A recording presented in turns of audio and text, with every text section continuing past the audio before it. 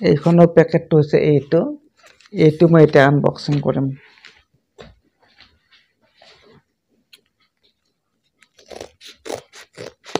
কেঁচি দিয়ে ধৰিছোঁ আৰু বিৰাট টাইট হৈছে পেকেটবোৰ। ধুনীয়াকৈ পঠাইছে যাতে বৰষুণতো নিভিজে, নষ্ট হৈ নাযায়। আৰু এই গ্ৰন্থখন অতি সুন্দৰ গ্ৰন্থ এখন। এই গ্ৰন্থখনৰ দেখালে গম পাব তপন বৰুৱাৰ এখন গ্ৰন্থ, কাব্য গ্ৰন্থ অনুনাদিত শব্দবোৰ। কভাৰটো চুয়ে খুব ভাল লাগিছে, খুব ধুনীয়া ছপা বন্ধা। ইয়াৰ আকৃতিটো অইন কিতাপখনৰ তুলনাত অলপ সৰু আৰু সেইকাৰণে এইখন বিশেষভাৱে ভাল লাগিছে। আৰু এইখনৰ ভিতৰতো কবিয়ে মোলৈ শুভেচ্ছা জনাই উপহাৰ হিচাপে আগবঢ়াইছে। ইয়াত লিখি দিছে তেওঁ। গতিকে কবিক মই অশেষ ধন্যবাদ জনাইছোঁ আৰু কৃতজ্ঞতা স্বীকাৰ কৰিছোঁ। এই কিতাপখন পঠিয়াইছে এই মাহৰে অৰ্থাৎ 2024 চনৰ 11 ফেব্ৰুৱাৰীত। গতিকে এইখন পঠাওঁতে বেছি দিন হোৱা নাই। সেই যি কি নহওক আমি ভিতৰলৈ সোমাই যাম। এতিয়া আমি এইখনৰ দেখিছোঁ প্ৰথম এডিশ্যনটো 2023 চনৰ 5 ডিচেম্বৰত প্ৰকাশ পাইছিল।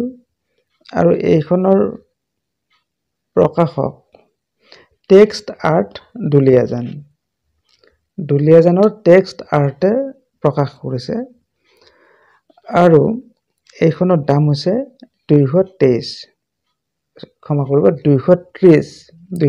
টকা ইয়াৰ দাম। আৰু ইয়াত ISBN নম্বৰ এটাও আছে। ISBN নম্বৰটোত ডাটাসমূহ এণ্ট্ৰি কৰা আছে নে নাই এইটো চেক কৰি চালেহে গম পোৱা যাব। এইখিনিতে এষাৰ কথা কৈ থওঁ, ISBN সম্পৰ্কত বহু কথা ওলাই থাকে।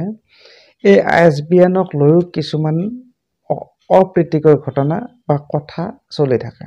অৰ্থাৎ ISBN এই যিটো নম্বৰটো, এই বাৰকোডটো, এইটো দেখাত এনে লগাই থয় কিন্তু ভিতৰত ডাটাসমূহ এণ্ট্ৰি নকৰে। আমাৰ অসমীয়া কিতাপৰ ক্ষেত্ৰত এই বেমাৰটো প্ৰায় আছে। গতিকে এইখনৰ ক্ষেত্ৰত কি হৈছে মই নাজানো। যিনক স্কেনাৰেৰে স্কেন কৰিলে গম পোৱা যাব। কিন্তু মই আশা কৰিম এই প্ৰকাশনটোৱে এই বাৰকোডটোত কিতাপখন সম্পৰ্কত এটা চমু টোকা আৰু কিতাপখন সম্পৰ্কত কিছু কথা ইয়াত উল্লেখ কৰি নিশ্চয় সংৰক্ষণ কৰি ৰাখিছে বাৰকোডটোৰ ভিতৰত। যদি ৰখা নাই তেনেহ'লে এই ISBN নম্বৰটোৰ অৰ্থই ভেলুলেছ। সি যি কি নহওক, কিবা আলোচনা কৰিবলৈ গৈ কিবাতহে লাগিলগৈ। সি যি কি নহওক, এই কিতাপখন হাতত লৈ খুবেই ভাল লাগিছে।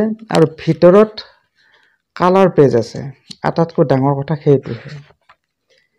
ইমান ধুনীয়া কালাৰ পেজ। ইয়াত যথেষ্ট খৰচ পৰিছে কিতাপখনত। এইবোৰ চাই নিশ্চয় দেখিছে, কালাৰ পৃষ্ঠা গোটেইবোৰ। আৰু ইয়াৰ কবিতাসমূহ চুটি কবিতা। এইটো কবিতাই মই পঢ়িছোঁ। কুঁৱলীয়ে চোলাটো খুলিলেই ফাগুনে নাচে, জুই লাগে আকাশত। এটা সাম্প্ৰতিক কবিতা, এই মাহটোৰ লগতো জড়িত, প্ৰাসংগিক। ফাগুন মাহ, গতিকে ফাগুন সম্পৰ্কীয় কবিতাটোৱে প্ৰথমতে মোৰ চকুত পৰিল। আকৌ পঢ়িছোঁ, কুঁৱলীয়ে চোলাটো খুলিলেই ফাগুনে নাচে, জুই লাগে আকাশত। আকাশত কিহে জুই জ্বলায়? মদাৰ, শিমলু, এইবোৰে। ফাগুন সম্পৰ্কত খুব ধুনীয়া ছবি এটা ফুটি উঠিছে কবিতাটোত। তাৰ পাছত ইয়াতে ইমান ধুনীয়া ছবিবোৰ আছে। এই ছবিবোৰ ক'ৰ পৰা লোৱা হৈছে এইটো নিশ্চয় উল্লেখ কৰিছে আৰম্ভণিত, মই চাইছোঁ বাৰু। ইয়াত এটা কথা কৈছে যে বেটুপাত আৰু অলংকৰণ শান্তপ্ৰতিম বৰুৱা। শান্তপ্ৰতিম বৰুৱাই ইমান সুন্দৰকৈ বেটুপাত আৰু অলংকৰণ কৰিছে, ভাল লাগিছে। আৰু ইয়াতে প্ৰথম পৃষ্ঠাটোতে তেওঁৰ দদাইদেউ গিৰিন বৰুৱাৰ নামত গ্ৰন্থখন উৎসৰ্গা কৰিছে। আৰু বিশেষ কৃতজ্ঞতা হিচাপে কেইগৰাকীমান বিশিষ্ট ব্যক্তিৰ নাম উল্লেখ কৰা হৈছে আৰম্ভণিতে। আৰু ইয়াত এটা কথা উল্লেখ কৰা হৈছে যে ছবিসমূহ যিবোৰ মই প্ৰথমতে কৈছিলোঁ খুব সুন্দৰ ছবি, এই ছবিসমূহ গুগলৰ পৰা সংগ্ৰহ কৰা বুলি উল্লেখ কৰিছে। এইটো ভাল কথা, কাৰণ বহুতেও উল্লেখ নকৰে, যাৰ কাৰণে সেইটো চৰ্য বৃত্তিত পৰে বুলি ভাবে। সি যিকোনো এইটো নিয়মেই হয়, তেওঁ উল্লেখ কৰিছে ক'ৰ পৰা ছবিসমূহ লোৱা হৈছে। খুব ধুনীয়া লাগিছে কিতাপখন হাতত লৈ, আৰু ইমান চুটি চুটি কবিতাবোৰ, একোটা স্তৱক ২-৩টা শাৰীটো একোটা কবিতা হৈছে।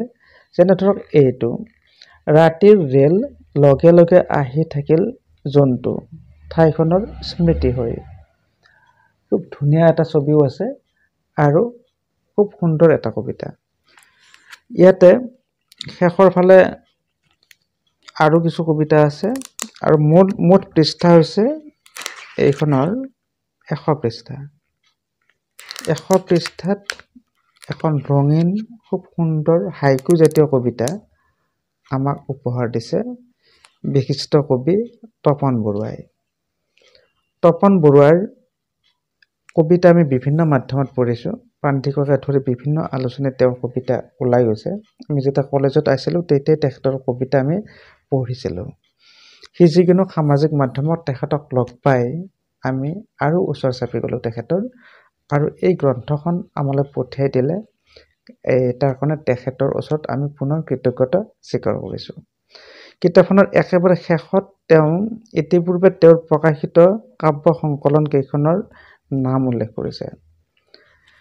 কবি তপন বৰুৱাই এতিয়ালৈকে ১৩খন গ্ৰন্থ প্ৰকাশ কৰিছে। ১৩খন গ্ৰন্থ মানে কাব্য গ্ৰন্থ, কিন্তু এইখনক ধৰি ১৪খন হ'ব নিশ্চয়। ইয়াতে ১৩খনৰ নাম দিয়া হৈছে। প্ৰথমখন ১৯৯০ চনত প্ৰকাশ হৈছিল, চাৰ খোজ। তাৰে পাছত ২০২২ত এখন শেষৰ ফালে প্ৰকাশ পাইছিল, গ্ৰন্থমেলাৰ গোলপীয়া হাতখন। আৰু তাৰ পাছৰ এইখন এই লিষ্টত নাই, কাৰণ এইখনতে যিহেতু উল্লেখ কৰা হৈছে, গতিকে এইখনৰ নামটো উল্লেখ কৰা হোৱা নাই। গতিকে মুঠ কাব্যগ্ৰন্থত তেওঁৰ ১৪খন প্ৰকাশ পাইছে। এইটো খুব ডাঙৰ কথা। আৰু সম্পাদিত গ্ৰন্থ দিহিঙে গৰকা টেঙাখাত ইতিহাসমূলক, এইখন তেওঁ সম্পাদনা কৰিছে। শেষত তপন বৰুৱাক মই ধন্যবাদ জনাইছোঁ, আৰু এই গ্ৰন্থখন পঢ়িম, পঢ়ি কিবা কিবি অলপ লিখিবৰ কাৰণেও যত্ন কৰিম পৰৱৰ্তী সময়ত। শেষত তপন বৰুৱা দাদাক পুনৰ ধন্যবাদ জনাইছোঁ।